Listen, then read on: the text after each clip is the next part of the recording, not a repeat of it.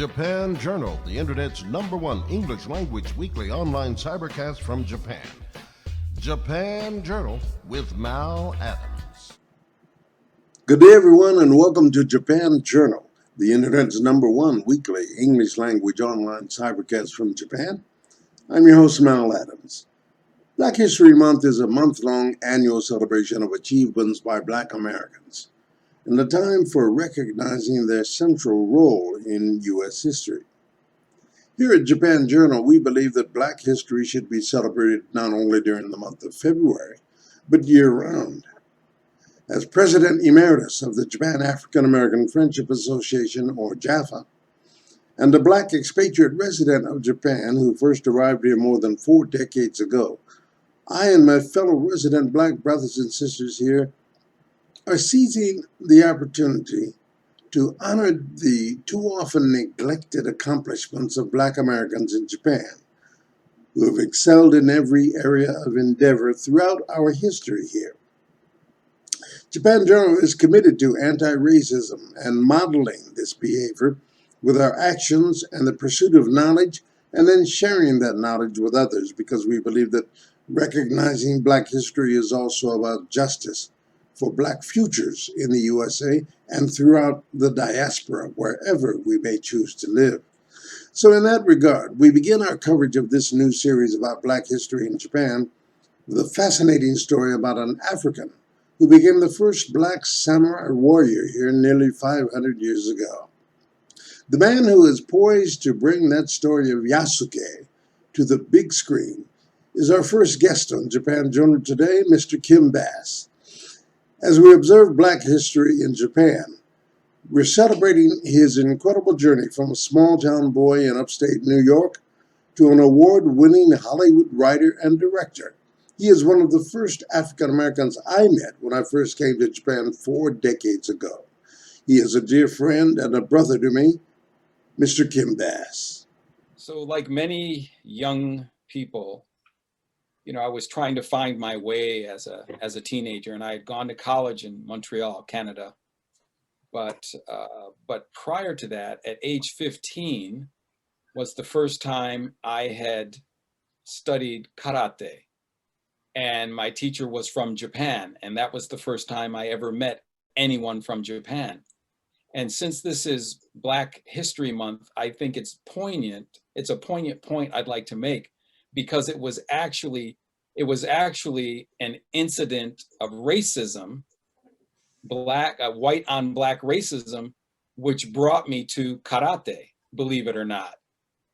And so at age 15, I and my best friend Tyrone, who was already a martial artist, we went to a high school dance, and we were both in a Catholic school, and we went to this dance, and we were the only 2 Black people at this dance, this high school dance. And we were dancing and having a good time with the different various girls. And during a time when we were taking a break, we went into the sort of the back room, the cafeteria area, to get something to drink. And at that time, 7 other young high school students, who happened to all be Caucasians, surrounded us and said that they didn't like us dancing with their women.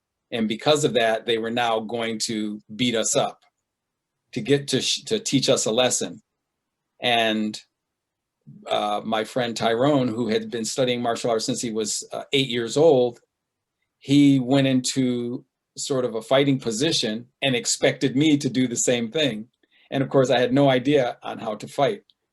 Well, once they found out he knew karate, they became afraid and they didn't want to fight anymore. So what we ended up doing is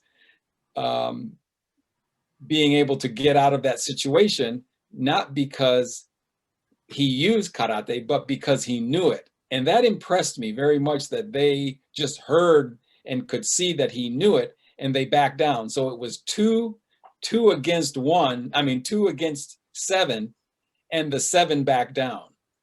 And the next day, I asked him about his karate, and he said, look, if you want to know what I know, you should come to my karate school.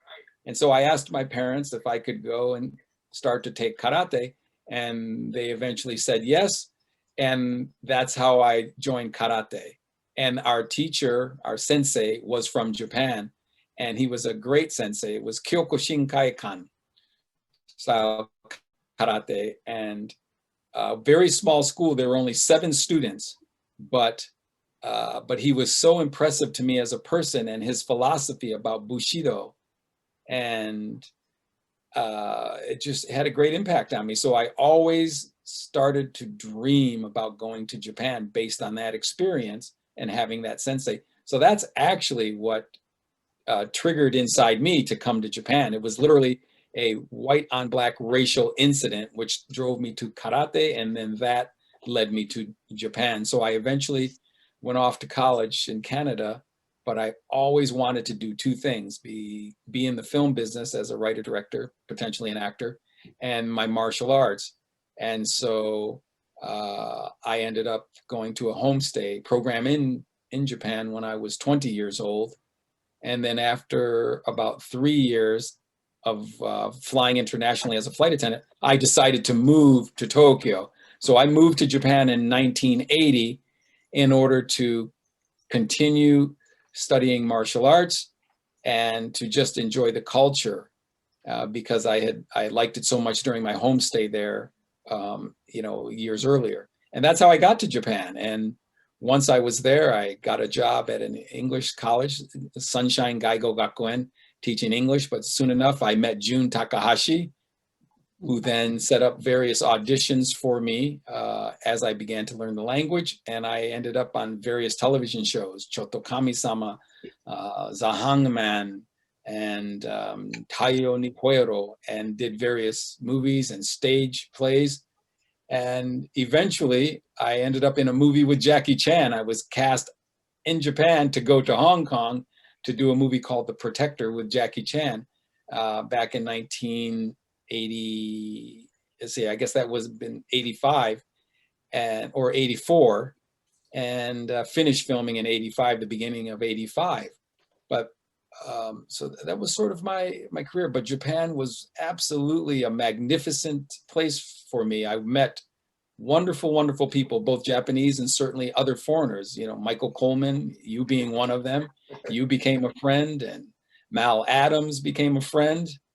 And of course, Jun Takashi's been a lifelong friend. But my experience in Japan to excel, to follow one's dream, to follow one's heart, actually came from my great-great-grandfather. His name was Tolliver Holmes, and he was an enslaved person in Virginia.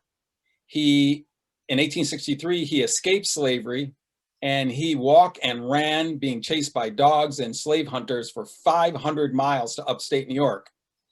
And at that time, he joined the Union Army to go back down south to help fight to free other slaves. Well, he survived the Civil War. He returned to upstate New York, where he married and raised a family, and he begot my great-grandfather, then my grandfather, and in that same area, then my mother, and then my mother begot me. And I always had my great-great-grandfather's spirit. I held close to my heart about, achieving one's dreams. And I thought if he could escape bondage and take himself where he wanted to go, I could always take myself where I wanted to go. Now, his great-grandson, my grandfather, became one of the first Black persons to become a mayor in the entire state of New York. Now imagine, he's the grandson of an escaped enslaved person, and he becomes mayor of an all-white town in upstate New York. Their family was literally the only Black family there. Now, this is what's interesting. Not only was he made mayor, he wasn't even running for mayor. What happened there were 2 other people running for mayor, and they didn't like either candidate. And most of the people in the town, about 70% of them, wrote in my grandfather's name, which is how he became mayor. That's possible? It's possible. And he became mayor, and he was mayor they have a 2-year term. He was mayor for 2 years. Now, this is what's interesting when sort of the racism sort of came in and became ugly. He was mayor, and they made a big deal out of it in the history books and the newspapers because of my grandfather being a write-in candidate. But after his term, and he told the townsfolk, I'm busy and I prefer not to be mayor anymore. So he didn't run. And when he didn't run, in the newspapers, they literally had a headline, first Black mayor ousted after one term. So they made it a negative. Well, that so upset my grandfather. That after the 2-year term of this now white mayor who replaced him in an all-white town, he said, this time I want to run for mayor. And he ran, he won overwhelmingly, maybe 80% of the vote. And he was mayor until he died. And so his house is a historical landmark in New York State. There's a dedication, there's a park that's dedicated to him, the Everett Holmes Memorial Park, where my family has its family reunion every year. So wow, that's amazing. With spirit like that, with adventure like that, I could do no less than to follow my own heart and follow my own dreams. And I learned a great deal from my grandfather, who learned a great deal from, his grandfather and great-grandfather. Upstate New York was sort of became a hub for escaped enslaved people because it was a jumping off point to cross over to Canada. So as you know, many former enslaved Black folks who came through the Underground Railroad, which was run by Harriet Tubman, many of them came to upstate New York, the Utica, New York area, Syracuse, New York area. And so it became well known. Now, both sides of my family on my mother's side, both the matrilineal side and patrilineal side, all met in upstate New York in a place called Delhi, New York, which is right in the center, near the center of New York State. And again, once you got to upstate New York, then it was much easier. You make arrangements and then you could cross over to Canada for total freedom if you so chose. The thing that I respect about my great grandfather is that he made it to upstate New York, and then he made the choice not to go to Canada, but to actually join the Union Army. They had a Black regiment, to join the Union Army, to go back south to help fight to free other enslaved people during the middle of the Civil War. It was 1863. He was 23 years old. And when he escaped, his father and mother were still enslaved people in Virginia. Yeah. And he joined the Union Army. He joined the Union Army and went back south and fought, and he survived. But upstate New York became that kind of place. And that's why, as you said, Mal, many prominent formerly enslaved folks found themselves in upstate New York. One afternoon, Jun Takahashi, who was my manager and agent in Japan, he arranged for me to have an audition for a new series, a new primetime series with the title of Chotokami-sama, that starred Kato and Morishita Aiko.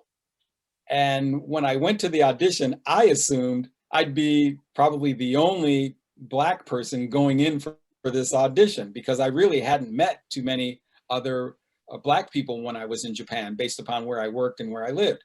And I walk into this room and there's a large table set up, it's in a square, and there must have been about 13 brothers sitting there. And I thought, wow, I didn't realize there was going to be a big competition for this audition. And one of the persons there was Michael Coleman. Now, what was interesting is that I'd been in Japan at that point, I guess about 3 years, I think, maybe, yeah, about 3 years. And I lived in a community where there were only Japanese people. So though my Japanese wasn't perfect, it was pretty good at the time. And I ended up becoming the interpreter for the producer and the director over the interpreter. They had this young woman who was struggling, and I went last for my audition, and they really didn't have an audition. It was more of an interview. And as one person after another got dismissed and they asked me to stay behind, it became pretty clear that they were locking in on me. And I think only because, certainly not my looks, but I think it was because of my, I guess my sort of serviceable level of Japanese. But Michael Coleman, across the table, I noticed he was giving me the eye and a little smile. And when I walked outside, everyone else was gone, but he had waited for me to come out, and he wanted to know where I came from. Yeah, right. And we started talking. Well, and so he did I was- when I first met you. Right. And so, and he said, he was involved in martial arts, and I told him that I was involved in martial arts as well. And he invited me to the school where he trained. And I think I think there might have been some part there where I just about dislocated his arm, and we became best friends. No, I think you kicked me in the face and almost knocked me out. That's what happened. And we were buddies. After that, he invited me to his home. I met his lovely wife, and we just became friends. And we went out clubbing sometimes and martial arts. And Mike was a good guy. I've got an interjection to make here regarding that, if I may, Jim. Yes. Do you remember when I met both of you, and I wanted to feature you on one of my early CBS shows? I think it was before CNN, so I invited you to be a subject of my coverage. I wanted to share your story with America and Black America in particular. You had appeared in Ebony magazine, and you gained some notoriety as that brother in Japan, so to speak, if we can review that history. And then to help facilitate my video, you invited Mike Coleman to come and spar with you. And the joke between me and Mike for 40 years, we haven't, maybe we shared this with you early on, but I think you roundhoused him to the head, and he was playing the understudy for you, and we laugh about that to this day. I just wanted to tell you. But speak to the audience, our listeners. Speak to the audience about the day I covered you for CBS, and you and Mike performed for me so that I could make you famous. Yes, I remember the CBS piece. It played nationwide, and as a matter of fact, Mal, I don't know this, but when they knew the piece was going to come out in my hometown of Utica, New York, they certainly a couple of teachers actually brought televisions into their classrooms and showed students the piece. They showed that they watched it live in Utica, New York. My mother's phone was ringing off the hook, and they talked about me coming from Utica, and it was quite well received all over the country, but certainly in Utica, New York. And I remember I asked Mike to come in to help with our sort of martial arts bit in our piece. And then, of course, Mike, being the generous person that he is, he made me look even better than I actually, was at the time. It's like a Hollywood stuntman. I did the kicking, and poor Mike did the falling and the. Yeah, because we did that. And he didn't even get interviewed by me. No. And we did that. We did that at my dojo in Kinchijo. Right. We went to Kinchijo, and we used the large dojo in Kinchijo to do that. And we had a rehearsal before the thing happened. And you wasn't supposed to hit me so hard.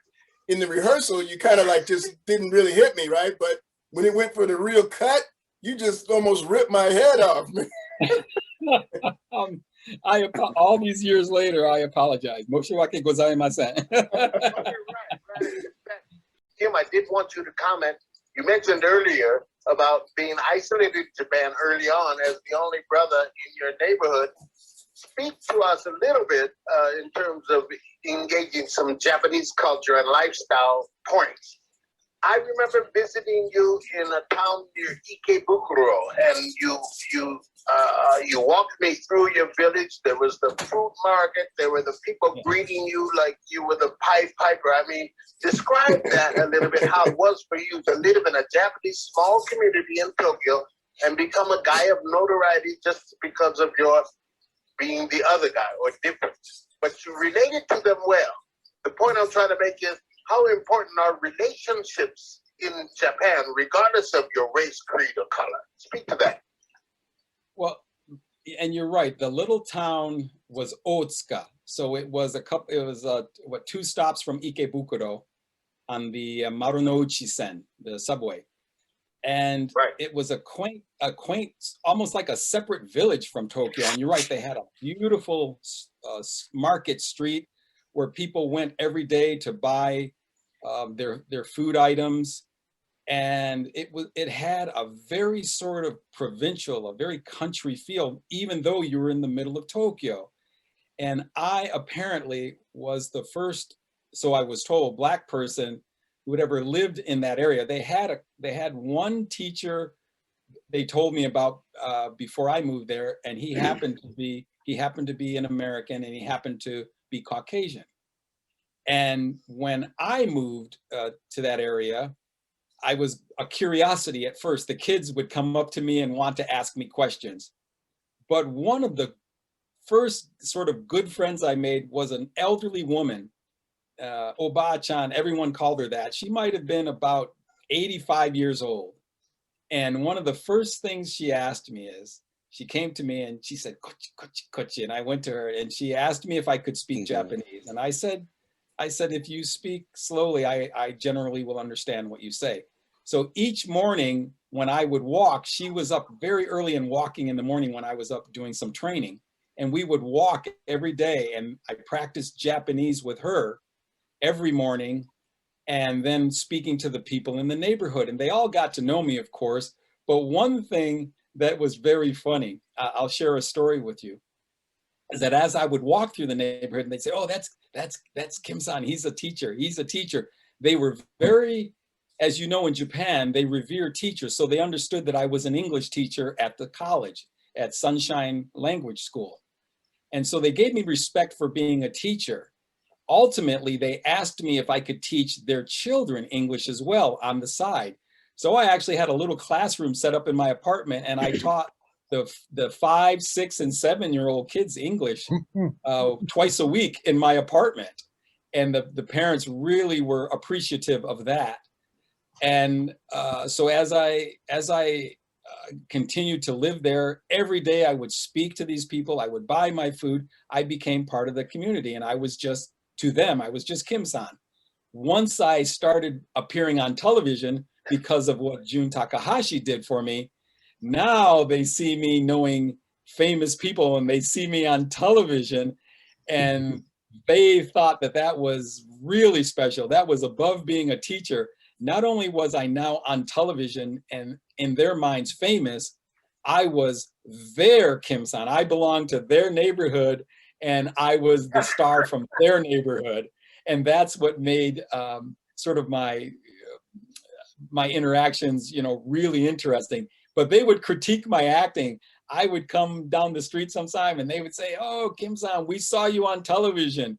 And the wife might say, "Oh, you were wonderful." And the husband said, "Oh, no, his acting was terrible. You have to do better." Yeah, right. Okay. Kim, that's great stuff, man.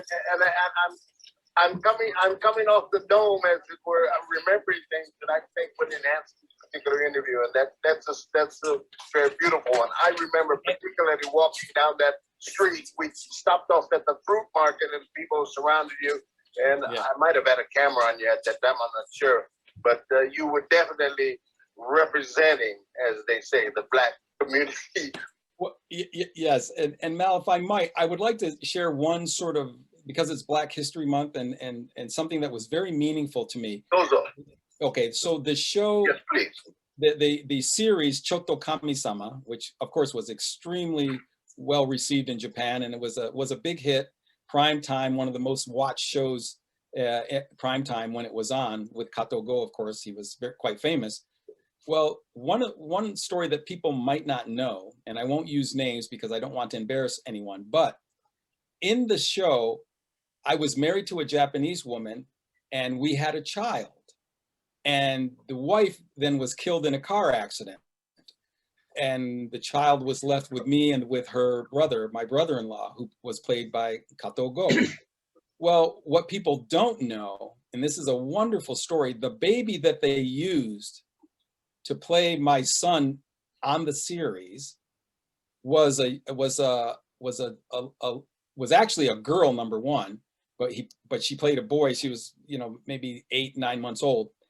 that child was the result of a marriage between an African-American serviceman down in Yokosuka, I believe, and a Japanese woman who had come from a small village way outside of Tokyo. And her parents disowned her when she married this black man. And she had not been home for several years. And her child then is cast as my child. So every week when the child was on the show, the grandparents, without knowing it, were watching their own granddaughter, their own grandchild on this show. And when it was time for the last episode of when it was time for the last episode of the show, it was a very touching episode. I'm sure June remembers it. And it's when my character is asking the brother-in-law to please take care of the child, that I need to go back to America to further my studies, but I would return someday. And Kato Go's character agrees to do that. And I say to him, as the character, I say to him, but maybe, you know, a woman you might want to marry won't want this child because of it being a biracial child. And his words were, I would never marry such a woman. And I thought that was very telling. Now the show ends, it's very emotional, it's terrific. And the young woman whose child it actually was, she called her parents before that episode and said, I want to make sure you watch this episode. Though you have never seen your grandchild, that is your grandchild. And that episode dealt with prejudice. And after the show aired, the next morning, the woman whose child it was, she called me crying. And her parents had called her. They had watched that last episode, this beautiful, touching episode where the Japanese brother-in-law accepted the child, and they told her to come home and to bring the child, to bring their granddaughter home to them. And she crawled, she thanked me for it. And I thought to myself, just that phone call from her telling me that her parents said, please come home. We want you to come home and to bring our grandchild. We want to meet her.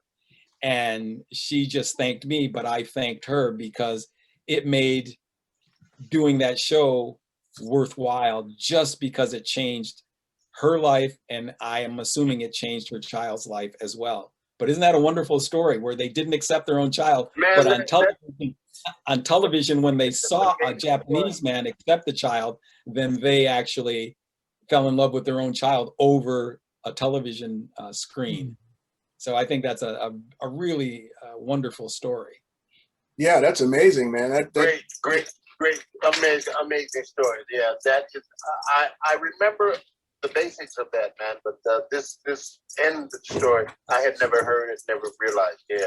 Thank you very much, Kim, for sharing that. I'd like to talk to you about Yasuke. Yasuke was an African enslaved person brought to Japan in 1579 by Jesuit priests.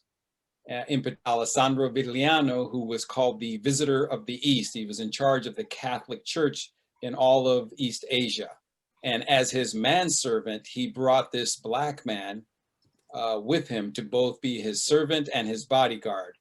And the simple story of Yasuke, though it's complicated, was that he arrived in Japan as an enslaved person, and through his own efforts, intelligence, and his ability to learn the language and understand the culture, became a favorite of Oda Nobunaga, who was at the time the most powerful warlord in Japan, working and fighting various battles in order to unify Japan. The story is unbelievably incredible. It's an epic story on the scale of Gladiator meets Black Panther meets Braveheart. And I learned about the story probably my second year in living in Japan, when a young boy in the neighborhood had a children's book. And he showed me this book, and it was about Yasuke. The title, I believe, was Kurosuke. And he showed me this book. He was about an 8-year-old boy in my neighborhood in Otsuka, and he pointed at me, and he said, "Onaji, you're the same." And I I started using that book in order to study Japanese, to help me learn to read Japanese. It was a children's book I started with, and it was the Yasuke book. And once I learned about the story being true, about him becoming a warrior and becoming a samurai, all the way from slavery to samurai, I was intrigued by the story ever since. And I thought at some point in my life, my career as a filmmaker, I would eventually be able to tell that story. It was my dream to be able to return to Japan someday. Well, after the success of Black Panther worldwide, many studios started to think about what other big sort of Black hero type stories can we tell? And the sort of the push was on. And I thought I was actually scheduled to go and meet with Lionsgate regarding a Yasuke project that they wanted to do. And I did a director's vision statement and sent it in because I thought, oh, there's no way this story is going to be made without me. And while I was waiting for my meeting, I decided to write my own screenplay. And once I wrote the screenplay, I contacted Jun Takahashi, who then contacted Mr. Koibuchi, and there was Miwako Fujioka, who did a beautiful translation script, and of course, my very good friend, Gary Perlman. Yeah, Gary. And the script, Right. yeah, so the script was the screenplay was sent to Jun, and once he read it, he said, I think that we can help you make this film in Japan with the support of many of the companies and perhaps even some government support in Japan. And so I began to contact various people here in Hollywood, get the screenplay read, and got some development funding put together. I've been able to get the visual effects company on board. I've got the composers on board. And I took the project to Bank Hapoalim, which happens to be an Israeli bank, and put my proposal together for them. And they gave me terms for $75 million in order to be able to facilitate the filming of this movie. So as we put the project together, we are looking for the right distributor because it takes the distribution deal in order to trigger the funding. But we've gotten that far along. So we have our bank, which will loan for the production. We have visual effects teams. We have, as I say, some infrastructure coming together quite nicely. But we have been interrupted now by, of course, the COVID pandemic has made things a bit challenging. But being able to reach back to Japan and to my connections and to Jun Takahashi was a blessing to me, because one of my pitches here in Hollywood regarding this project, they said, well, why you? And I said, number one, I feel I have made steps in Yasuke's shoes. I studied sword. I speak the language. I lived in Japan, and Bushido in martial arts was something that, you know, was in my soul. And in addition to that, I have people like Jun Takahashi who can help me get the right team put together in Japan in order to make this film. And so it put me and this project ahead of, I believe, the other projects that people were trying to make, because they couldn't put the infrastructure together. And I think in order to do this film right, you need to be able to do it in Japan. And in order to do it in Japan, you need the cooperation of a great Japanese team. And that's where Jun Takahashi came in, because as we all know, his connections in the film and television industry run deep. They run very deep. Very deep. And so, yeah, I felt very well taken care of as far as the Japanese connection is concerned. And Jun has been able to get other people involved, and we have terrific locations. We're going to get cooperation from various entities in Japan that can help bring this epic to the big screen. And my pitch here in Hollywood has been, this is the greatest story never told. And once they took a look at the screenplay and some of the sort of elements that were put together on the project, people are now beginning to agree. It's an action movie. It's a movie about redemption. It's a movie about fighting for one's freedom. And it's a story about human beings allowing to flourish as an equal member of the human tribe, so to speak. And imagine a story about a man who is brought to a foreign land as an enslaved person in bondage by the most powerful entity on earth, which was the Catholic at the time, coupled with the Portuguese military, and rising from the lowest low to the highest high in a society that was very stratified. And he ended up becoming not only a samurai, but a samurai trusted to be next to the most powerful warlord in Japan, as Nobunaga Oda was. And so it's a tremendous story. There were multiple battles. Ninja were involved. So the pitch for the story has been spectacular in its nature, and it's starting to, really propel itself towards a production. And I have to thank June, wholeheartedly for being able to see, the vision and being able to then put together a team in Japan and get me into the highest offices, at Toho, the largest production company in Japan, and of course the largest theater owner in Japan, took meetings based on this project because of Jun Takahashi and his connection. So I believe that we are going to make a film that is going to be well received around the world, that people can actually gravitate towards because of this story, which is universal in its nature. It's mankind's nature to be free and to be respected and to be able to live the life that, that has been their own destiny, but not determined by others. And I think that's why this is so special and why it's going to be a successful picture. And I'm putting every effort forward to make it a reality. And June has been instrumental in helping me to, fulfill this mission. I consider it a mission to make this story of Yasuke a worldwide, well-known story.